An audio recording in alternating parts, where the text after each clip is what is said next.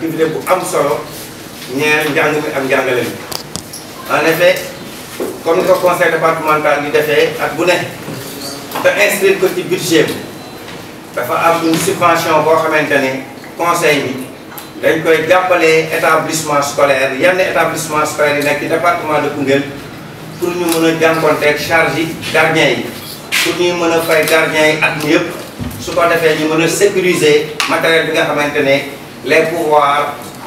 étatiques et décentralisés ñu ngi koy mettre à la disposition des établissements scolaires mu doon subvention boo xamante ne bu am solo la ndax dafay jàppale administration école yi ci wàllu woowu. D'autre part les étudiants yi nga xamante ne ñoo dëkk Koungheul éparpillé wu ci université yi nekk ci réew mi conseil départemental baaxoo woon na di leen jox subvention pour dimbali leen pour ñu mën a mener seen activité yi pour mettre leen dans des conditions idoines de réussite. loolu moo tax présidente ne comme conseil yi ñoo ko voté woon jaadu na conseil yi nekk Koungheul te yàlla may leen ko ñu am jot ñu ñëw teewe loolu. jaadu na tamit chef d'établissement yi teewe loolu wala ñi nga xamante ne ñoom ñoo leen fi représenté ñoo leen fi nekkal loolu moo doonoon solo activité bi ci suba nag lañ ko waroon a prévoir ñu ngi ciy jégalu mais à la dernière minute président dafa demoon ci beneen activité présidée par le préfet du département moo tax ñu reporté ko ba 16h loolu donc mooy solo waxtaan bi ñu ngi xaar ñu ngi doon xaar sax le président le bureau communal de l'association des parents d'élèves monsieur Goudjilet ñu ngi l'inspecteur de l'éducation présidente mu ngi fi et la deuxième vice-présidente du conseil départemental. Le premier vice-président étant empêché. Voilà donc campé la situation. Je réponds au nom de Eliman Wade. Je suis le nouveau président de l'amicale des élèves et étudiants du département de Koungheul. Madame la présidente du conseil départemental de Koungheul, monsieur l'inspecteur, mesdames et messieurs les conseillers, chère presse, chers camarades d'étudiants, distingués autorités, chers invités, c'est pour moi un immense privilège de prendre la parole en ce jour solennel au nom de l'ensemble des élèves et étudiants réunis au sein de notre amicale. Tout d'abord, permettez-moi d'adresser mes salutations respectueuses et fraternelles à toutes les autorités présentes, particulièrement à Madame la Présidente du Conseil départemental, à son équipe, ainsi qu'à l'ensemble des étudiants ici rassemblés. Ensuite, je voudrais exprimer ma profonde gratitude à mes camarades qui m'ont fait confiance en me portant à la tête de notre amicale. Cette marque de confiance est pour moi un engagement, un devoir et une responsabilité que je m'efforcerai d'assumer avec loyauté, transparence et détermination. Par ailleurs, je tiens à remercier très sincèrement Madame la Présidente du Conseil départemental et son équipe pour le soutien et la subvention accordée à notre amicale. Nous savons tous que ce geste n'était pas une obligation, mais il témoigne de votre engagement sans faille pour l'éducation et votre attachement à la cause étudiante, qui réaffirme votre volonté de promouvoir l'excellence dans le département de Koungheul. Le conseil départemental n'a jamais cessé d'être auprès des étudiants depuis son arrivée. Soyez d'y remercier du fond du cœur. Mais nous vous suggérons, Madame la Présidente, respectueusement d'augmenter la subvention allouée, car nous faisons face à d'énormes difficultés sur le terrain. Comme vous le savez, le nombre d'étudiants orientés augmente chaque année, ce qui entraîne une pression croissante sur nos moyens. L'un des problèmes majeurs reste la gestion du loyer de l'appartement des étudiants. Les charges deviennent de plus en plus lourdes et sans un appui renforcé, il devient difficile de maintenir ces conditions de vie acceptables pour les étudiants. Nous comptons très sincèrement sur votre compréhension et votre accompagnement dans un esprit de solidarité et de soutien à la réussite de la jeunesse de notre département. Enfin, je voudrais lancer un appel solennel, un appel à toutes les autorités administratives, politiques, coutumières et religieuses, un appel aux bonnes volontés, aux partenaires et à nos camarades étudiants et élèves. Initions nos forces, travaillons main dans la main afin que notre structure reste un cadre de solidarité, d'entraide et de réussite pour tous ses membres. Car le développement de notre département passera nécessairement par une jeunesse bien formée, consciente et engagée. Je vous remercie de votre aimable attention. Merci. Ñu ngi leen di nuyu président conseil départemental, di nuyu inspecteur, di nuyu principal yëpp, di nuyu professeurs yi, di nuyu ñëpp daal bàyyiwuñu kenn képp ku ñu saal bi rek ñu ngi leen nuyu di la sant di rafetlu wax dëgg yàlla mbir mu ni mu demee ndax wax dëgg damay wax ne gënoon na fee métti ndax depuis conseil départemental Kaffrine boobu tam Kaffrine département la nekk gu raison mu métti woon lool ñu nekkoon fa fukki conseil waaye jamono boobu wax dëgg yàlla jafe woon na man ak Baram Thiam ñoo doon ki nga xam ne ñoo doon défendre lépp loo xam ne moo ay ci département de Koungheul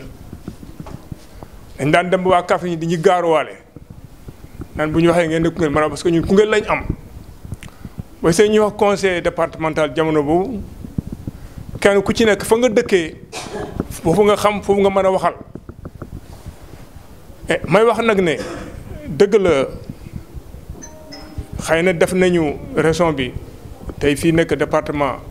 jamono boobu yaakaar naa benn kii moo fi nekk benn CM moo fi nekkoon bi nga Camara jiite woon ko macha allah léegi gis nañ département bi wax la fi nekk ci ay CM ñu sant nag bu baax jéego am na rawatina nag bi nga xamee ne soosey ñëw na ci boppu conseil départemental bi lépp loo xam ne yëkkati na ko lu jëm ci wàllu département bi conseil yëpp dañ ci ànd unanimement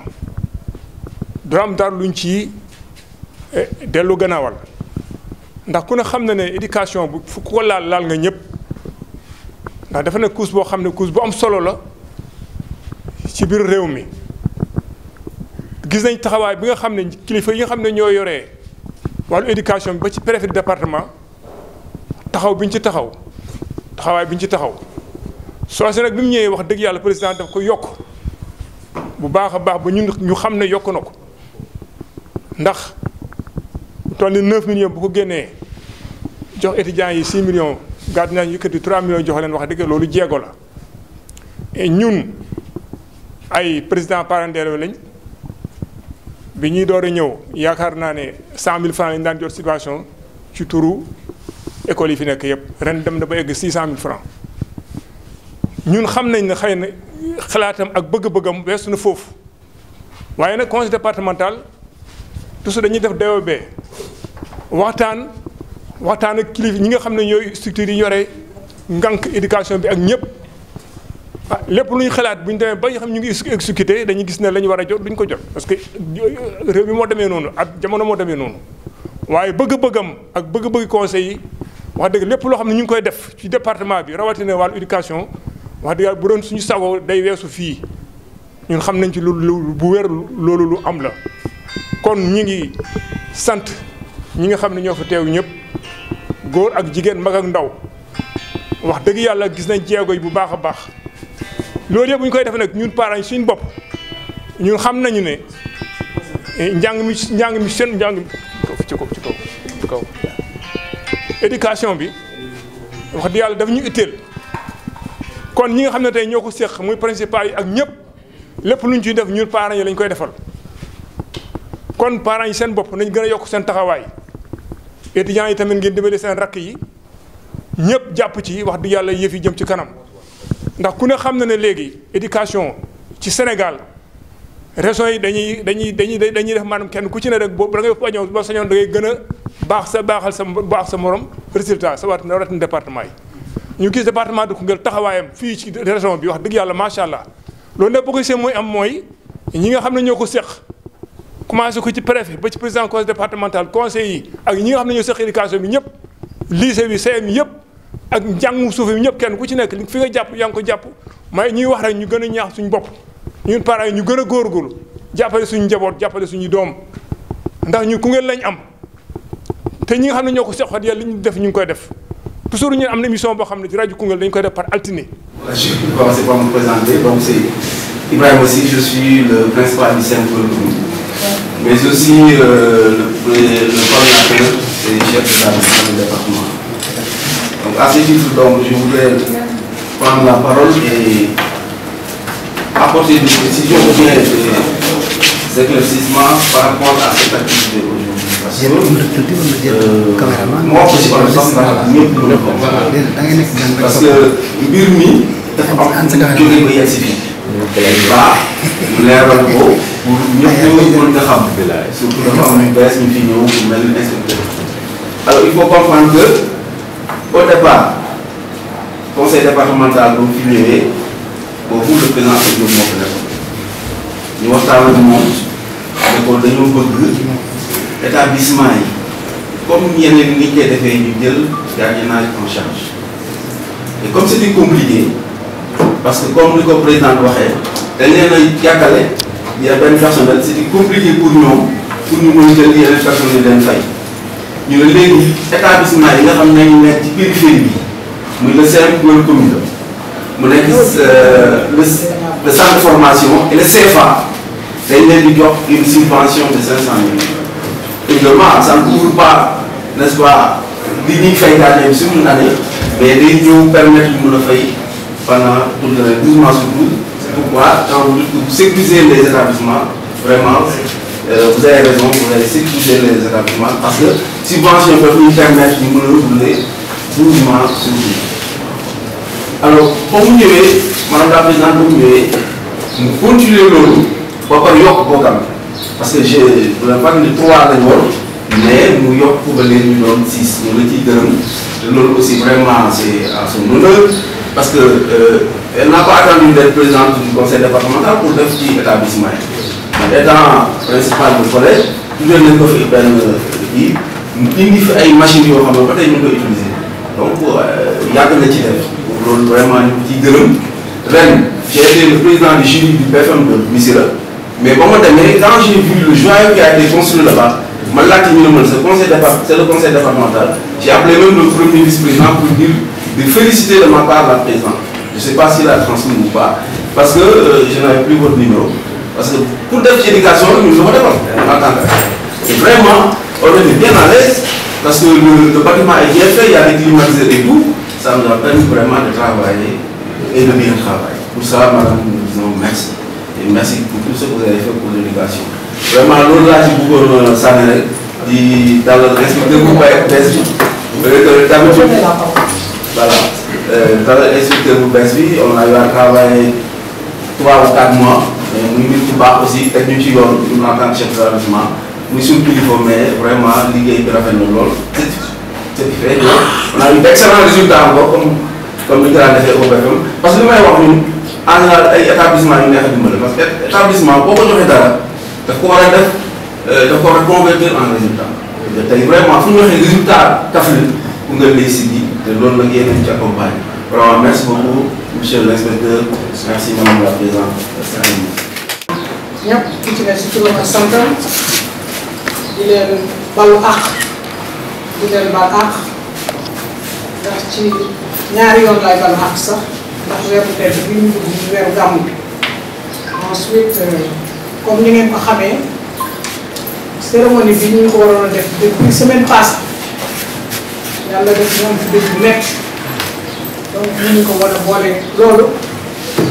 ah fi dëgg ñu ngi koy ñaanal yàlla suñu borom bi yàlla ko yàlla ñu ko xay ko beneen bi mooy ñu programmé ko tey à 11h donc pratiquement demee démb ay boobu 20h la ma préfet woo fàttali ma ne ma dañoo war a dem Maodo Pël ci gannaaw li boo escale inauguré bi benn poste de santé boo xam ne commune bi moo ko fa tabax partenaire xam ngeen ne ni ma koy faral di waxee conseil départemental bi day benn structure boo xam ne dafa transversale donc commune bu ne lu muy def war nañ faa def commune bu ne lu muy def war nañ ko cee jàpp donc mënu fa woon ñàkk a teew mu nekk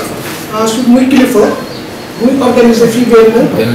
activité man damay organiser fii benn activité bi foo devoir moom it amoon na yéene ñëw waaye li ñu jógee Maodo Pël si yoon wi lañ ko tàggee jabaru cousin ñu préparé pour dem Kaolack te ki nga xam ne moo koy secondé li madame Maïmouna Baldé dafa nekk en congé looloo tax ñëwu fi waaye amoon na yéen a ñëw trop biñ paree rek la ma woo wax ma di jéggalu aussi parce que dañu ne nañ defandoo lépp comme ça dina gaaw ku nekk dem ci seen activité moo tax ñu boolante secteur ñun ñëpp sax secteur éducation la mais dañu boolante étudiants yi ak chef d' établissement yi comme IEF mi ngi fi représenté ci IAO ak président ñun ñëpp ñu gisandoo lépp ndax ñoo bokk lépp ñooy xàccandoo doon ñëw ndax étudiants yi defe naa ne ci ñoom lañ jaar ba pare doog a toll fi ñu toll nii. donc comme ni ko chargé comme bi waxee Lamine damay commencé ci étudiants yi comme ñoom léeg-léeg dañuy bari histoire ñu commencé ci ñoom donc comme ni ñu koy defee chaque année dañuy subventionné établissement yëpp université yëpp dañuy subventionné dañuy jël nag ndax xam ngeen ne conseil départemental ñu amul recette benn budget kese moom lañ am boo xam ne bii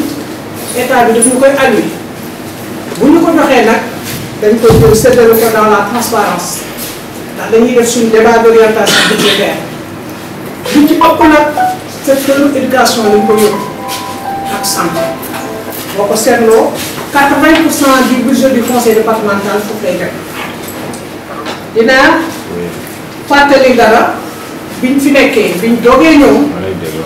dañ fee tabax benn lycée te loolu étudiants yi ñoo ko doon kaas ndax lycée bi fi nekkoon dafa pléthorique ñu dem Fass-Cekkeen ñu jox ñu benn terrain mooy bi ngeen fa def fële ñu def lycée bi avec toutes les communautés actuellement trouvé nañ benn partenaire ba ñu ñuy defaral ñu de clôture parce que xam ngeen ne avec la divagation des animaux ak fraudeur yi jaar gauche droite day xaw a doy waar ba loolu defar nañ ko ba yokkaate yeneen ñaari si am na ñii aussi defaat fa leneen dóor ko loolu ba nga xam ne lycée la boo xam ne bii yaakaar naa ne IEF naa doon posé problème bi sax naan est-ce que duñ ko def lycée d'excellence ba IA bi ñu fi jógee keroog bi ñuy def réception commissaire des travaux digoon nañu kon nag loolu dañoo koy fàtte bi loolu wéyee aussi CEM Missirah dañoo amoon problème mu bloc administratif yaay daal li nga xam ne conseiller la Maka doon fa surveillant bu taxawuñu ba defal nañ leen fa benn bloc administratif boo xam ne bii communauté yëpp am na te ñu ngi préparé pour étude lycée Koungheul bi également dañu amoon problème parce que souvent xale yi bu ñu feebaraan le temps que ambulance bi déplacé wu wala ñu leen jël di leen di yóbbu day jël temps donc ñu doon jooy na dañ leen defal benn infirmerie bi defal nañ ko ba mu yegg ba réceptionné ko donc li des mooy équipé bi programme 2025 bi aussi ñu prévoir dans le secteur de l'éducation defoon nañ benn tournée au niveau du département accompagné du président de la commission de l'éducation ak ay enseignants ak certains conseillers ñu wër établissement yëpp xool li ñuy jàmbat lan la li ñu prévoir donc pour def ko bu fekkee ne budget investissement bi dugg na ndax duggagul actuellement fonctionnement rek dugg dinañ tabax lu ci CM bi 2 salles de classe lour escale jour bi ñu fa demee dañ fekk personnel bi ñuy corriger ay copies ci suufu garab donc danañ leen fa defal ñoom aussi benn bloc administratif comme bi ñu def ni Sirwatem Rivo Escale tey ci suba wax naa ko bi ma jëlee parole prévoir nañ ko monsieur l'inspecteur 2 salles de classe au CM Gent Pathé prévoir nañ ko 2 salles de classe bi ñu demee aussi ci CM bi CM madame Dégui Camara sax la ñuy wax souvent gis nañ ne dafa am ñaari pans de mur yoo xam ne ça menace de s'effondrer donc day waaj a daanu parce que weeru garab yi ñoo fa dugg te loolu mën na nekk problème donc on a prévu donc de faire une réhabilitation partielle du mur de clôture donc mur bi dina am loo xam ne dañu koy réfectionné donc en grosso modo loolu moom lañ prévoir ci suñu budget ren bi mais ba léegi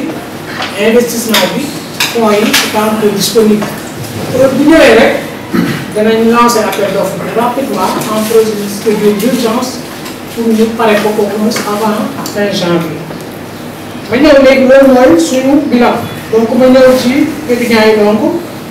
étudiants yi également ñun bi ñëwee dañoo fekkoon ñu leen di jox subvention 5 millions ñu ñu yokk te def ko 6 millions léegi 6 millions yooyu ni ñu ko répartir lenn la boo xoolee université Dakar pratiquement étudiants yëpp fa lañ nekk waxuma ne ñëpp fa lañ nekk mais lu ci ëpp fa lañ nekk ñoom dañ def convention woon ak benn kër di ko fay ñun dañ daan def ne bi ñëwee ñun année bi yëpp lañ ko daan fekk toujours mois de janvier février daan na fekk ñu fay mais cette année comme vous le savez crédit yi ñu ko yéex a jot mois bi passé lañ ko jot donc loyer boobu ñu doon 2,50 millions léegi nag convention ba ñun ñoo ko doon signé conseil départemental mais on a vu que ne cette année étudiants yi ñoom ñoo dem defal seen bopp convention waaw donc ñun dañu leen di verser 2,50 millions yi ñu defal ñu décharge ñoom ñu dem fayal seen bopp bàyyi léegi li ci des clé de répartition bi ni ñu ko defee nenn la mooy université de Dakar ba léegi dinañ ko verser 500 000 université de Saint-Louis 850 000 université de Kaolack Thiès Bambey ak Ziguinchor ku nekk ñu verser de 650 man personnellement comme université de Saint-Louis macha allah aussi Koungheul bari nañ ko dama ne woon dama jëloon engagement daal di ne fin novembre bu jot. dinaa leen jox 300 000 francs yoo xam ne ñu sous forme de don sama xaalis bopp lay doon maa leen koy jox chaque année ñu jox donc voilà un grosso modo pour les étudiants et le bilan du conseil départemental ak les commissions. Tout ce qui est maintenant des serres dañu prévoir woon li ñu amoon mooy 6 serres.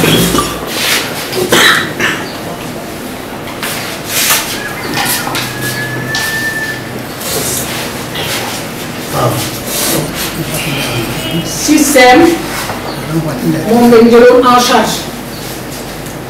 CEM bu nekk xaaral ngeen a gis.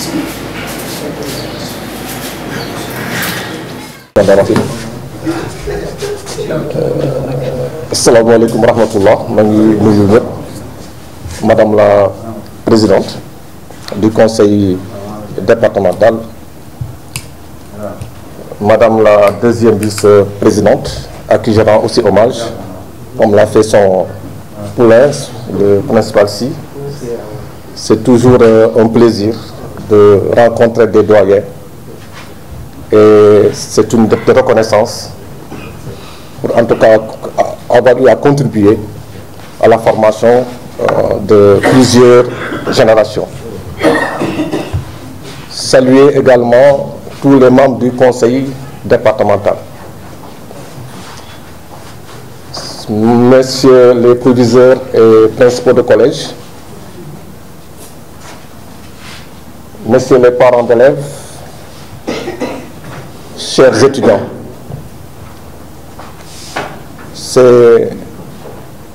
messieurs les gens de la presse, c'est un plaisir et un honneur en même temps de prendre part à cette cérémonie importante. Et Madame la Présidente m'a fait l'honneur de prendre la parole en dernier lieu en guise de clôture. Mais à l'entame, je voudrais d'abord saluer toute l'assistance et profiter de cette occasion pour présenter encore une fois mes condoléances à toute la communauté de Koungheul suite au décès de celle dont vous aviez parlé, que je n'ai pas eu l'occasion de connaître, mais j'ai entendu beaucoup de bonnes choses d'elle. Le jour du décès, ne m'avait pas trouvé à Koungheul, mais le secrétaire général et d'autres collègues ont été, en tout cas, dans la maison mortuaire pour accompagner la défunte. En tout cas, je présente mes sincères condoléances à toute la communauté. Ceci dit, je voudrais d'abord des mots de remerciement. Des mots de remerciement à l'endroit de Madame la Présidente. Je crois que principal si et Diao ont eu à témoigner de certaines choses, de même que le doyen Gueye de l'APE, mais moi-même j'ai eu à vivre, à témoigner de certains actes. notamment la subvention octroyée pour accompagner tous les examens scolaires. Je crois que M. Guélana en a parlé, j'étais là, j'avais envoyé ce jour-là un de mes amis, Issa Cissé, qui a assisté donc à la remise de l'enveloppe. Pendant les examens scolaires, notamment le baccalauréat, elle a fait le déplacement, nous étions ensemble pour faire le tour des centres. Et à cette occasion, nous avons eu l'opportunité de visiter l'infirmerie dont elle a parlé au niveau du lycée Abdoulaye, El Hadj Abdoulaye Ba, El Hadj Ibrahima Ba. Ce n'est pas rien. Ce n'est pas rien, ou c'est un rien qui n'est pas rien. Parce que c'est extrêmement important, ces actes ou ces gestes que Madame la Présidente pose. Ce sont des actes de générosité. Et ce que j'ai remarqué depuis mon arrivée il y a 3 mois, c'est surtout cet élan de solidarité, en tout cas dans la circonscription de Koungheul. Et cela rassure. Ça nous rassure, nous, en tant que gestionnaires du système éducatif, parce qu'à chaque occasion, on ne se sent jamais seul. Nous sentons la présence ou la participation effective des élus de la localité, dont le conseil départemental. J'ai beaucoup échangé avec Senghor Ibrahima sur beaucoup de choses depuis que je suis arrivé. Et je sais que le conseil départemental est en train d'accompagner le système éducatif pour les ordres d'enseignement qui relèvent de ses compétences. Ces ordres d'enseignement qui relèvent de ses compétences, c'est le collège, ce sont les lycées, les centres de formation professionnelle. Tout en sachant que les autres, comme l'élémentaire, relèvent de la compétence des mairies. Mais pour le cas spécifique des étudiants, comme elle l'a dit, le problème des étudiants devrait être le problème de tout le monde. Nous connaissons tous les conditions de vie et d'études des étudiants qui sont de plus en plus complexifiées. Le conseil départemental joue sa partition en s'arrangeant, parce que vous l'avez dit, ce n'est pas une compétence transférée. Les autres structures également devraient pouvoir faire autant pour accompagner ces étudiants, parce qu'effectivement, nous comptons sur ces étudiants pour le devenir de Koungheul, pour le devenir de la région de Kaffrine, mais pour le devenir du Sénégal. Nous qui sommes là aujourd'hui, nous partirons et c'est vous qui allez nous remplacer. Donc c'est un investissement sûr, ce n'est pas perdu. Et à ce titre, je crois que ce que le conseil départemental fait, peut-être que c'est là où se limitent ses moyens. Mais s'il peut en faire plus, cela ne manquera pas, parce que les gens sont bien conscients de la place et du rôle de l'étudiant. En tout cas, Madame la Présidente, avec tout le conseil départemental, moi je suis très rassuré en tant que responsable du système au niveau départemental de Koungheul. Nous ne ménagerons aucun effort pour que ce que nous avons déjà trouvé en termes de résultats, le maintenir ou l'améliorer si possible. Mais nous ne souhaiterons pas faire un de ça. Et je crois que ceux-là que j'ai trouvés sur place, c'est des hommes responsables, engagés. Ils me l'ont manifesté et j'en ai eu des preuves à travers les résultats scolaires que nous avons connus. Et je crois que Koungheul est bien placé. Si on n'est pas premier, mais dans l'académie, nous sommes deuxième, aussi bien pour le CFE que pour le BFM. Et les candidats au baccalauréat ont eu un très bon comportement. On a eu des résultats intéressants. Nous prions que cela va se maintenir nous ferons de notre mieux pour renforcer également ces acquis. Parce que on n'est plus seul sur le terrain, nous sommes accompagnés par toute la communauté de Koungheul. Je ne vais pas citer les autres parce que nous sommes aujourd'hui avec le conseil départemental. Donc voilà les quelques mots que j'ai voulu placer et terminer en disant, quelle que soit la modicité du montant remis,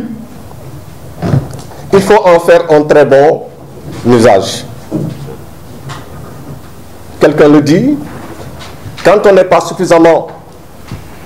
on n'en a pas suffisamment, il faut savoir s'organiser. Quel que soit le montant, si on s'organise dans sa gestion, il peut servir à relever des défis, à régler des problèmes. Parce que très souvent, ce qui est déplorable, c'est quand une certaine somme est remise à des structures, à des entités, c'est après dans la presse que les gens entendent autre chose en termes de gestion ou d'utilisation. Comme elle l'a dit, les montants sont budgétisés, votés, remis avec toute la transparence qui s'y est. Elle a insisté, vérifier, compter les montants. De la même manière, il faudrait que, avec vos pairs, essayez de faire la même chose pour que tout puisse se passer dans la plus grande transparence, qu'il n'y ait pas de division, qu'il n'y ait pas de querelles, parce que si tout se passe bien, c'est ce qui encourage aussi l'autorité qui a bien voulu mettre ces montants à votre disposition. C'est valable pour les étudiants, mais c'est valable également pour les chefs d'établissement, parce qu'il n'y a pas plus de 3 semaines ou 2,